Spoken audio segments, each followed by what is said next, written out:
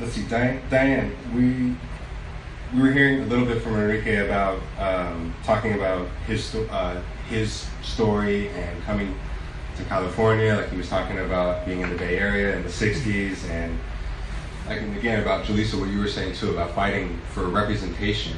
Can you tell us a little bit about not just your story, but what inspired you to become an actor? And can you share some experiences that you've had getting broken into the industry? Sure. Well, I mean, it's something that I had always wanted, but never saw a place. I never saw that many people that represented me, or my community, in the way that you know your community to be. You know, it was hard to find a young girl like me represented in her entirety. Right? I mean, you saw two-dimensional characters all the time, and that often, and then you find out because there are very little Latino writers that are writing characters like these. So I never really saw myself as really doing it. I mean, I did see Blood In, Blood Out, and I was like, oh shit, right? That was incredible for me to see, but it was still not quite my story. So I couldn't place myself. But it really just took a little bit of imagination to say, okay, I'm just going to try this. I'm not, in a self-deprecating way, I was like, I'm not going to make it anyway, so I'm just going to go ahead and try because, and I sort of have always been that kind of person. It's like, I never really put that much pressure on myself because I always sort of set my standards very low, set low expectations. I don't encourage that now, but it was sort of my way of getting in there because I wanted it so bad. For a long time, I was just surviving, and I still catch myself in that survival mode of, and even just throwing myself into this industry without any sort of pedigree. I mean, I'm competing against some people who have been very well studied and get it and can read a script in like a second. I get like 10 scripts at one time, and I'm like, what the fuck am I gonna do? Because I'm a very slow reader. And, and I get overwhelmed, and I have ADD, and I have all these things that I'm working with. So I think that at the time, I was just like, if I pretend to be one of these people, then maybe I can just get far enough. And really, I had nothing to lose because everything else I was trying really wasn't working out. So I was going back to survival. I also, when I first started, didn't really think too deeply into what my role was going to be in all of this. I just wanted to work. I just wanted to see if I had a shot. And so I didn't go into thinking, I'm going to play, these multi-dimensional characters, and I'm going to say something about my community. I'm going to say something about this. It was really purely just, let me see if they'll let me in. And believe me, I was very grateful. Especially, I was grateful all of my life until I saw how much that wasn't working for me. And it's great to be grateful, but you need to understand your history and your place in the world. You need to understand, you need to love yourself.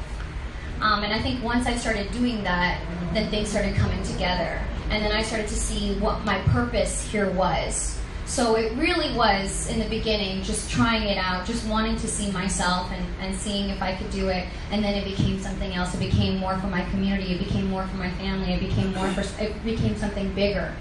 And now when I look at a role, I think about all these things, and I ask myself these questions. Why would I want to do this? How is this going to help my community?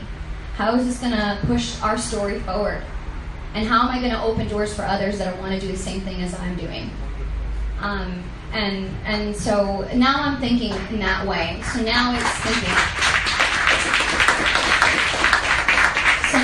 a little less about survival and more about purpose. And why I say that is so important because a lot of us growing up haven't seen ourselves in these roles, and often feel like we can't, because how can we look at the big picture of like how we're going to help others and how we're going to represent ourselves in the best way if we're always just like thinking about how to get, you know, food on the table, and if there's a table to put the food on. And so I think that what helped me was to just, for a second, just think about me for one moment and see what I really wanted to do. And that just took a little bit of love and care. And I talk about a lot in my book about mental health and the importance of that. And I just really want to get that across, as to once we start loving ourselves, then we can stop accepting these, you know, whack, unfulfilled stories about who we are, and stop accepting, you know, what other people are trying to tell us about who we are. That's right. And what our history is. No, you don't know our history because it's not in the museums, it's not in our history books, it's not in what the movies you show us, it's not in anything. So we need to do that. And so I want to encourage us to write, to create, and to keep pushing for our place here, because we belong here. And so that's why I'm doing what I'm doing. Thank you.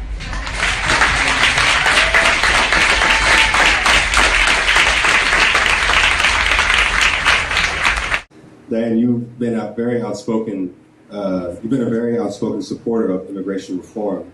Can you tell everybody what are some ways that people can get involved, and what we can do to change and correct the injustice that's going on, especially within our communities?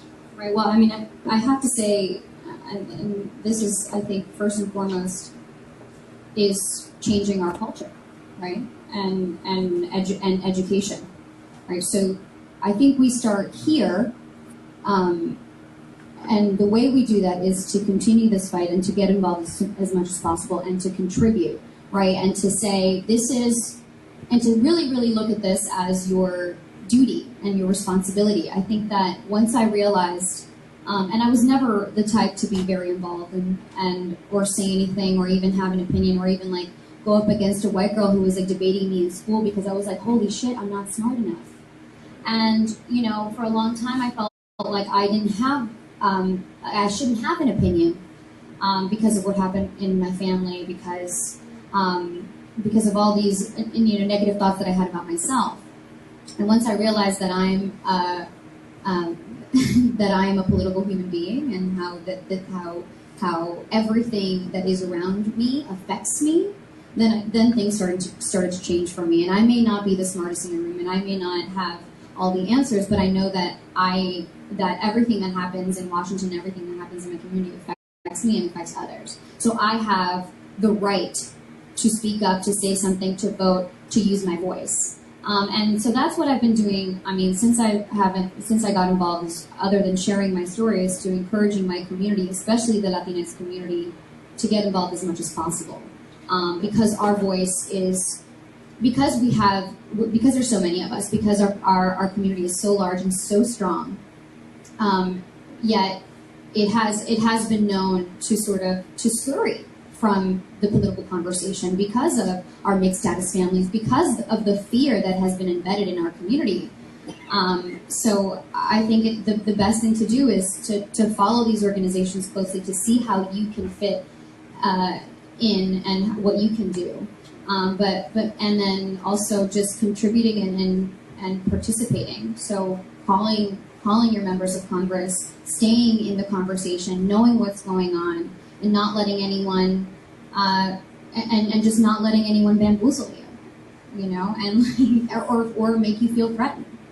I think that's the biggest thing that we're facing right now with all of our young folk, and especially a lot of our DACA recipients who have been the champions of this fight.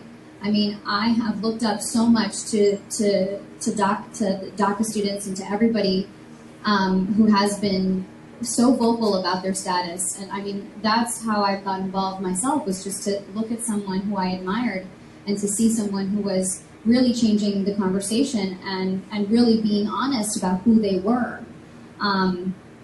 so just, I would say just changing the culture and stay involved as much as possible. That's all we can do.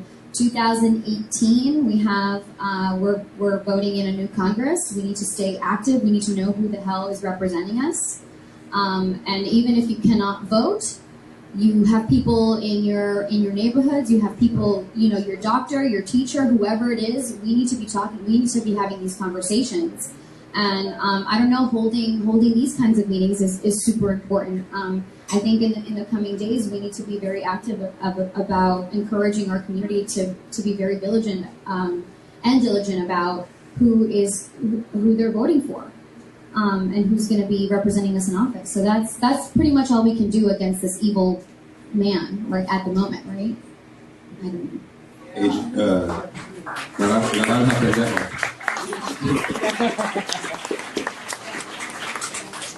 Well, actually, just a lot of evil people, because it's not just him. Very true, very true. And you recently joined and have basically become the face of the American Latino Museum. Well, take it down a notch. I don't know about the face. Oh, okay. But no, I recently joined that organization. Right on. And, Congress is now working on a bill to create a national museum of the American Latino through the Smithsonian institution. Can you tell us a little bit more about the bill and why it's personally so important to you to see this museum come to fruition and come to life? I think it's important for all of us, right? Some of what Enrique and Julissa were saying is that it's so important for us to know our history. If I can think back of, while I was in school, and oftentimes, I wasn't a very good student to begin with because of trauma and such, but also I wasn't hearing anything that I could identify with. And for some reason, I was just, I was always just kind of wondering, like, is there more than this? And is it something that I couldn't fit in, and I felt like I didn't belong. And that's sort of the way I've been feeling my whole life. And trying to figure out if it's me, if it was, my parents, if I just don't get it.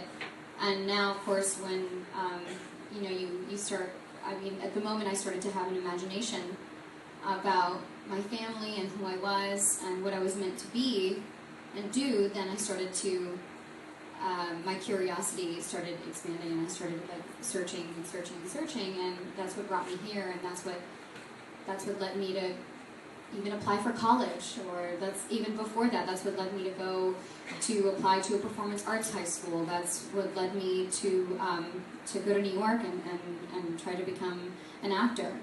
But so that lack of feeling like I belonged certainly propelled my involvement with this organization. I'm like, of course, that is what I feel the root of all of our problems is our lack of knowledge of our own history. We don't know, we often don't know, especially from a very young age, our contributions, the contributions of our ancestors and people who are here before us. And that is extremely important in terms of building confidence and building any sort of, motivation to contribute in the best possible way. And now, so right now, things are a little stuck. We really have, right now, we just need money. And which is always sort of comes down to that, the African American community, it took them 70 years to get their place in the Smithsonian. And now we're trying to do the same. It's done so well for the Smithsonian. It's one of the most popular museums here right now. Should give you an idea of the need for this museum. And so I'm very proud to work with them, but at the moment it's pretty stagnant, and I think right now we're just fundraising and trying to spread the message as to how important this is for our community, and not just for you and me and people of color, but for everyone, to understand our history, to understand the people who live in this country, and so forth. Thank you.